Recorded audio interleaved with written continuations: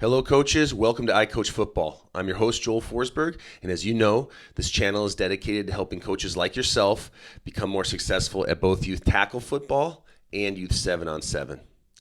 Now, this year, I have took my son to a different league.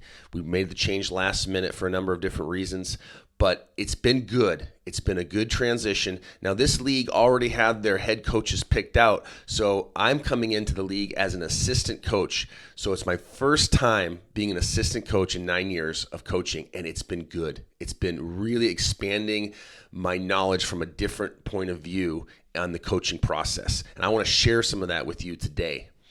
Now, I knew this coach coming in because I coached against him several times in 7-on-7, and I've seen him around the league, and he actually coached my son back when he was in 5th grade. So I've known this coach a little bit. He knows me.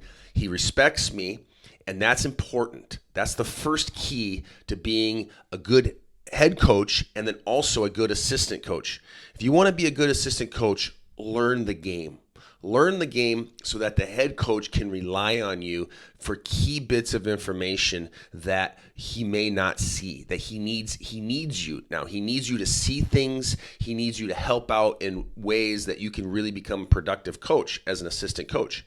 As a head coach, you need to surround yourself with guys that you trust, that know the game, and that can really help you put input, especially when it comes to high energy things like calling offenses, helping out and calling defenses, and helping with personnel changes. Those are very key roles. And now over the years, I've had good coaches.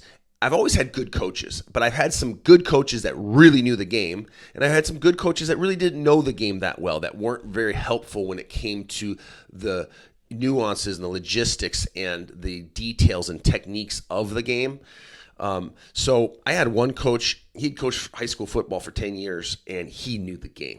So having him right next to me on the sideline, I listened to him. A, I respected him because I knew he knew the game. And B, he was bold enough to just start giving me input. And when it came to play calling, when it came to defensive formations and schemes, and that we were a team, we were in lockstep. He was standing right next to me, and we had a great season.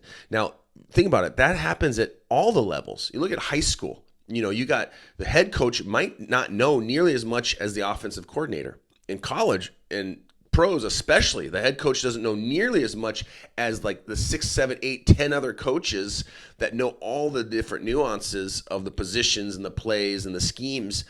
So you look at the coaches we look up to, they have a big, robust team of coaches that know things. So sometimes if you're a coach like myself, I'm kind of strong-willed, and I'll get an idea, and if I feel like the coach that's trying to give me input doesn't really know the game, I won't listen. And even if he does have some good ideas, if I just feel like especially when it comes to play calling or game time situations, it's just like, okay, I know what we need to do. Don't bug me right now. You're throwing me off my game, right?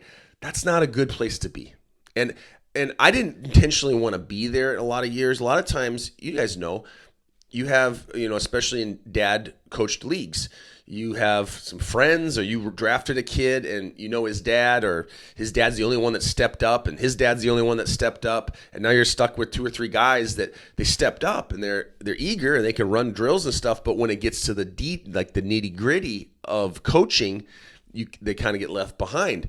Well, here's a little technique. Try to draft, or try to ask your parents, does any of the dads have real playing experience, like beyond high school? Do they have college experience, even like pro experience? That you can find those. And don't pick your coaches because you're friends with them or because you just wanted their son, but try to pick kids even that you can get their dad as the coach.